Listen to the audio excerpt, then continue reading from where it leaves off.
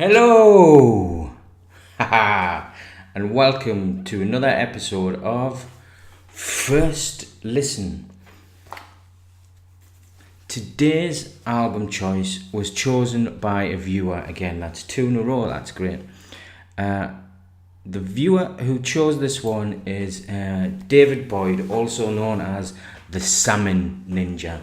He has his own YouTube channel about fishing and whatnot, and you should check it out. Salmon Ninja.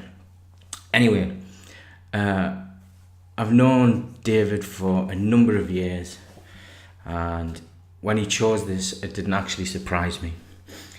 He always requests something from this album at parties and things like that. Anyway, it's a movie soundtrack.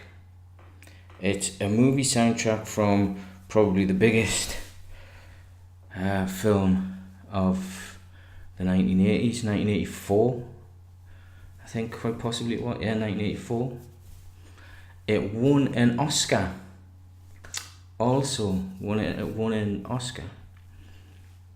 Now, if you wanted to listen to an album that was a movie soundtrack that also won an Oscar, who are you gonna call? That's right. It's Ghostbusters, not Purple Rain, because obviously I've heard Purple Rain before. So what we're going to listen to is the original soundtrack to the original 1984 movie of Ghostbusters. Brilliant, eh? Let's see how it goes. I've got my cans fixed up. Actually, this album is not available on Spotify, at least not in Spain. So I've had to illegally download it. Got my cans ready there. Got my beverage ready. Make a comment, see if you can guess what my beverage is this week. You'll never guess. Not in a gazillion trillion years. So here we go. Right. Sweet baby Jesus. Oh. To start off with, there's 10 tracks on that album, right? 10. 2 of them are music that's like from the score by Elmer Bernstein. The main theme from Ghostbusters and Donna's theme, instrumental. Fine. Tracks 8 and 9. And then the final track is Ghostbusters theme tune instrumental. Right, so 3 instrumentals in a row. I think that's just bad planning of anyone who sequenced this. It's just bad planning.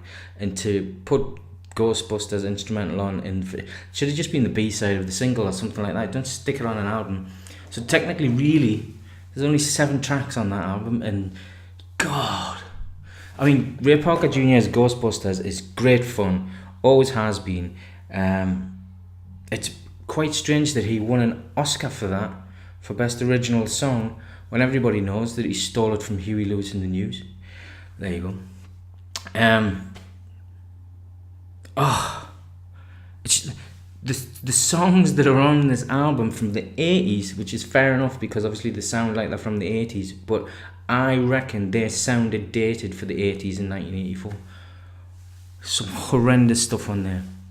And interestingly enough, Alessi Brothers and Air Supply have both been on I Hate Music, and they're both on this album, but with much better songs on I Hate Music, not on this album. This album is terrible. Terrible, terrible. If you take the Ghostbusters theme tune out of this and put it over there somewhere, no one will ever choose to listen to this, ever. You put Ghostbusters on there and people go, oh, Ghostbusters soundtrack, let's have a listen. Like, Ghostbusters, wasn't that great fun? And then it's just